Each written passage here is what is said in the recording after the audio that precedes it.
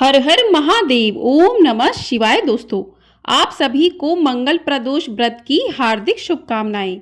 आप सभी पर महादेव की कृपा सदैव बनी रहे। आज की वीडियो में हम सुनेंगे मंगल प्रदोष व्रत कथा। मान्यताओं के अनुसार मंगल प्रदोष व्रत करने से व्रत रखने वाले भक्तों के सभी दोष और पापों का नाश हो जाता है। इस व्रत को करने से सुहागिन महिलाओं का सुहाग सदा अटल रहता है। जो भी स्त्री पुरुष जिस कामना को लेकर प्रदोष व्रत को करते हैं, उनकी सभी मनोकामनाएं कैलाशपति भगवान शंकर जी की कृपा से पूर्ण होती हैं। आइए अब श्रवण करते हैं मंगल प्रदोष की व्रत कथा। तो प्रिय श्रोताओं, सूत जी कहते हैं कि त्रयोदशी व्रत रखने वाले को 100 गौ दान का फल भी प्राप्त होता है। इस व्रत को जो कोई भी विधि विधान और तन मन धन से करता है, उसके सभी दुख दूर हो जाते हैं। आज की इस वीडियो में मैं आपको सुनाने जा रही हूँ मंगल प्रदोष व्रत की बड़ी ही दुर्लभ कथा। आप सभी भक्तजन इन कथाओं को बड़ी ही श्रद्धा और प्रसन्नचित मन से पूरा जरूर सुनिएगा। एक बार प्रेम से बोलिए भगवान भोलेनाथ की जय। स्कंद पुराण के अनुसार सूत जी कहते हैं कि विदर्भ देश में सत्यव्रत नाम से प्रसिद्ध एक राजा था। धर्म पूर्वक राज्य करते हुए उनका बहुत सा समय सुखपूर्वक बीत गया। एक समय शाल्व देश के राजाओं ने विदर्भ देश पर आक्रमण कर दिया। उनके बीच भयंकर युद्ध हुआ। दोनों पक्षों की बहुत सी सेनाएं मारी गईं, परंतु अंत में विदर्भ देश के राजा भी उनके हाथों से मारे गए। विदर्भराज की गर्भवती स्त्री दुखी होकर रात के समय राजभवन से निकलकर वन की ओर चली गई। सुबह होने पर उस रानी ने जलाशय के किनारे एक वृक्ष के नीचे एक सुंदर से पुत्र को जन्म दिया। इसके बाद वह प्यास से व्याकुल होकर जलाशय में पानी पीने गई। इतने में ही एक घड़ियाल ने आकर उसे अपना ग्रास बना लिया। वह बालक पैदा होते ही माता पिता से हीन हो गया। जब वह नवजात शिशु वृक्ष के नीचे पड़ा हुआ जोर जोर से रो रहा था, उसी समय भगवान भोलेनाथ की कृपा से वहां पर एक उमा नाम की ब्राह्मणी पहुंची। वह अपने 1 वर्ष के बालक सुचिव्रत को गोद में लिए हुए थी। वह ब्राह्मणी बहुत गरीब और विधवा थी। वह भीख मांगकर अपना गुजारा करती थी। उस बालक को रोते हुए देखकर उसने मन ही मन सोचा कि यह तो बड़ी हैरानी की बात है कि यह नवजात शिशु, जिसकी अभी तक नाल भी नहीं कटी हुई है, यहाँ पर पड़ा हुआ है। इसकी माता वहाँ चली गई। जब वह ब्राह्मणी सोच में डूबी हुई थी, उसी समय वहाँ से एक सन्यासी गुजरे। वह ऐसे जान पड़ते थे मानो साक्षात शंकर भगवान हो। उन श्रेष्ठ भिक्षु ने उस स्त्री से कहा कि हे ब्राह्मणी, तुम इस बालक की रक्षा करो, इससे तुम्हें परम कल्याण की प्राप्ति होगी। इतना कहकर वह दयालु भिक्षु वहाँ से चले गए। उनके जाने के बाद ब्राह्मणी ने उस बालक को लेकर अपने घर की ओर प्रस्थान किया। वह ब्राह्मणी एक चक्र नामक नगर में निवास करती थी। ब्राह्मणी ने उस बालक का अपने बेटी के समान ही पालन पोषण किया और उसका नाम धर्मगुप्त रखा। वह भिक्षा के अन्न से ही अपने पुत्र और राजकुमार दोनों को पालने लगी। एक दिन वह ब्राह्मणी उन दोनों बालकों को साथ लेकर भीख मांगती हुई देव मंदिर में चली गई। उस समय वहां पर शार्दुल्य मुनि पधारे हुए थे। शार्दुल्य मुनि को देखकर ब्राह्मणी ने उन्हें प्रणाम करके पूछा कि हे ब्राह्मण, एक सन्यासी के कहने पर मैं इस बालक को अपने घर ले आई हूँ। अभी तक मुझे इसके कुल का पता नहीं चला, फिर भी मैं अपने पुत्र की तरह ही इसका पालन पोषण करती हूँ। आप ज्ञान के नेत्रों से देखकर मुझे बताने की कृपा करें कि यह बालक किस कुल में उत्पन्न हुआ है और इसके माता पिता कौन हैं। तब मुनिवर बोले कि यह विदर्भ देश के राजा का पुत्र है। इतना कहकर शार्दुल्य मुनि ने उस बालक के पिता के युद्ध में मारे जाने और उसकी माता के ग्रह द्वारा ग्रस्त होने का सब समाचार पूर्ण रूप से बताया। यह सुनकर ब्राह्मणी को और भी आश्चर्य हुआ। फिर उसने प्रश्न किया कि हे महामुनि, वह राजा सभी भोगों को छोड़कर युद्ध में क्यों मारे गए और इस बालक को यह दृढ़ता कैसे प्राप्त हुई? यह अपने राज्य को कैसे प्राप्त करेगा?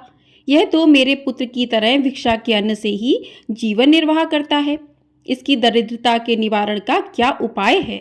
तब शार्दुल्य मुनि बोले कि इस राजकुमार के पिता विदर्भ राज पूर्व जन्म में पांड्य देश के राजा थे। एक दिन प्रदोष काल में राजा बड़ी भक्ति भाव से त्रिलोकीनाथ महादेव जी की आराधना में मग्न थे। उसी समय उनके नगर में बड़ा भारी कोलाहल मचा। उस शोर को सुनकर राजा ने बीच में ही भगवान शंकर की पूजा को छोड़ दिया और राजभवन से बाहर निकल गए। इसी समय राजा का मंत्री शत्रु को पकड़कर उनके समीप ले आया। वह शत्रु पांड्य राज का सामंत था। उसे देखते ही राजा ने क्रोधपूर्वक उसका मस्तक कटवा दिया। शिव पूजा को छोड़कर नियम को समाप्त किए बिना ही राजा ने रात में भोजन भी कर लिया। इसी प्रकार राजकुमार भी प्रदोष काल में भगवान शिव की पूजा किए बिना ही भोजन करके सो गया। वही राजा अगले जन्म में विदर्भ राज हुआ। शिव पूजा में विघ्न होने के कारण शत्रुओं ने उसके सुख भोग के बीच में ही उसे मार डाला। पूर्व जन्म में जो उसका पुत्र था, इस जन्म में भी राजा का वही पुत्र है। भगवान शिव की पूजा का उल्लंघन करने के कारण यह दरिद्रता को प्राप्त हुआ है। इनकी माता ने पूर्व जन्म में छल से अपनी सौत को मार डाला था। उस महान पाप के कारण ही वह इस जन्म में ग्रह के द्वारा मारी गई। हे ब्राह्मणी, तुम्हारा पुत्र पूर्व जन्म में भी एक ब्राह्मण था। इसने अपना सारा जीवन केवल दान लेने में ही बिताया, यज्ञ आदि सत्कर्म नहीं किए, इसलिए यह दरिद्रता को प्राप्त हुआ है। उस दोष के निवारण के लिए अब यह भगवान शंकर की शरण में जाए। यदि यह दोनों बालक प्रदोष के दिन भगवान शंकर का पूजन करते रहे तो वर्ष भर के भीतर ही इनकी दरिद्रता का नाश होगा और राज्य सुख की प्राप्ति होगी। इस प्रकार शरण में आई हुई ब्राह्मणी को मधुर वचनों द्वारा आश्वासन देकर शांडिल्य मुनि ने उनके दोनों बालकों को भगवान शंकर की आराधना के मंत्र का उपदेश दिया। उसके बाद ब्राह्मणी अपने दोनों बालकों को लेकर वहां से चली गई। 4 महीने बाद एक दिन ब्राह्मण का पुत्र नदी में स्नान करने गया। वहां उसे धन से भरा हुआ एक घड़ा मिला, जिसे लेकर वह अपनी माँ के पास गया। माँ धन से भरे हुए घड़े को देखकर खुश हो गई और उसने कहा, इसे अपने भाई के साथ आधा आधा बांट लो। मगर धर्मगुप्त ने इस धन में हिस्सेदारी से मना करते हुए कहा, मैं किसी अन्य के भाग्य का भागी नहीं हो सकता। प्रत्येक व्यक्ति स्वयं के कर्म का फल भोगता है।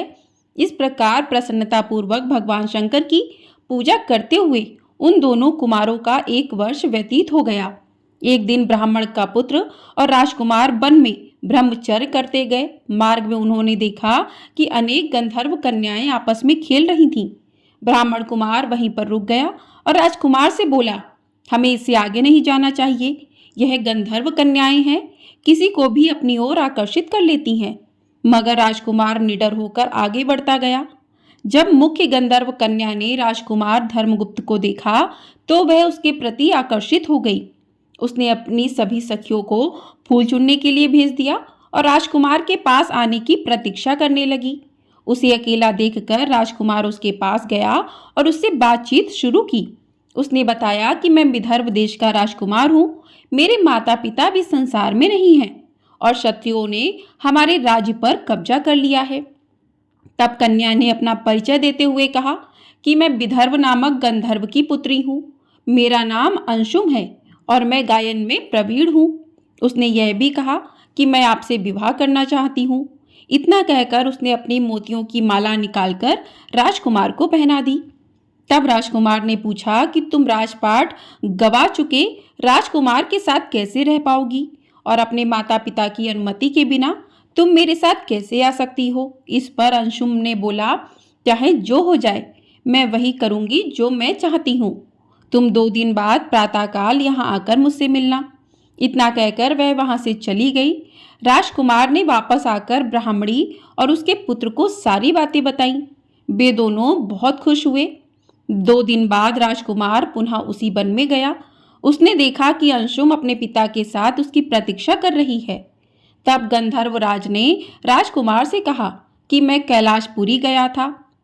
वहां भगवान शिव और माता पार्वती ने मुझे बुलाकर कहा कि धर्मगुप्त नामक राजकुमार राज्य से विहीन होकर भटक रहा है। जाओ और उसका राज्य पुनः प्राप्त करने में उसकी सहायता करो। मैं उनकी आज्ञा के अनुसार अपनी पुत्री अंशुम का हाथ तुम्हारे हाथ में दे रहा हूँ और राज्य प्राप्त करने में मैं तुम्हारी सहायता करूँगा। मेरी पुत्री 10,000 वर्ष तक तुम्हारे साथ इस पृथ्वी पर रहेगी और जब तुम शिवलोक में जाओगे तब भी वह इसी काया में तुम्हारे साथ ही रहेगी। भगवान शिव के आदेश अनुसार धर्मगुप्त और अंशुम का विवाह हो गया। अंशुम के पिता ने अपनी गंधर्व सेना भी राजकुमार को दे दी। सेना की सहायता से उसने अपने शत्रुओं को परास्त कर दिया और अपने पिता का खोया हुआ राज्य उन्हें प्राप्त कर लिया। अब राजकुमार धर्मगुप्त राजा बन गया। उसने अपने बुरे दिनों में उसे पालने वाली गरीब ब्राह्मणी को राजमाता का दर्जा दिया और शुचिव्रत को अपना छोटा भाई माना। इस प्रकार नियमित रूप से प्रदोष व्रत करने से ब्राह्मणी और उसके पुत्र शुचिव्रत और राजकुमार धर्मगुप्त को धन धान्य तथा सुख संपत्ति की प्राप्ति हुई। सूत जी कहते हैं कि जो भी मनुष्य प्रदोष व्रत की इस पुण्य महात्म्य को एकाग्रचित होकर सुनते हैं अथवा पढ़ते हैं, उन्हें 100 जन्मों तक कभी दरिद्रता नहीं होती और अंत में वह ज्ञान के ऐश्वर्य से युक्त होकर भगवान शंकर के परम धाम को प्राप्त होते हैं। प्रेम से बोलिए भगवान शंकर की जय।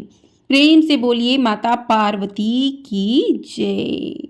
तो इस प्रकार से मंगल प्रदोष व्रत की कथा पूर्ण हुई। आइए अब सुनते हैं भगवान भोलेनाथ की आरती। ओम जय शिव ओमकारा, प्रभु हर शिव ओमकारा, ब्रह्मा विष्णु सदा शिव अर्धांगी धारा। ओम जय शिव ओमकारा, एकानन चतुरानन पंचानन राजे, हंसानन गरुड़ासन वृषवाहन साजे। ओम जय शिव ओमकारा, 2 भुज 4 चतुर्भुज 10 भुज अति सोहे, त्रिगुण रूप निरखता त्रिभुवन जन मोहे। ओम जय शिव ओमकारा, अक्षमाला बनमाला रुडमाला धारी, चंदन मृग मद सोहे भाले शशिधारी। ओम जय शिव ओमकारा, श्वेतांबर पीतांबर बागंबर अंगे, सनकादिक गरुड़ादिक भूतादिक संगे। ओम जय शिव ओमकारा, करके मध्य कमंडलु चक्र त्रिशूल धरता, जग करता जग भरता जग पालन करता।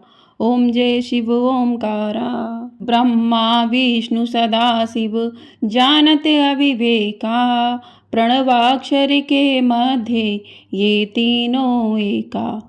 ओम जय शिव ओमकारा, काशी में विश्वनाथ विराजत, नंदी ब्रह्मचारी नितुट भोग लगावत, महिमा अति भारी। ओम जय शिव ओमकारा, त्रिगुण शिव जी की आरती जो कोई नर गावे, कहत शिवानंद स्वामी, कहत हरि हर स्वामी, मनवांछित फल पावे। ओम जय शिव ओमकारा।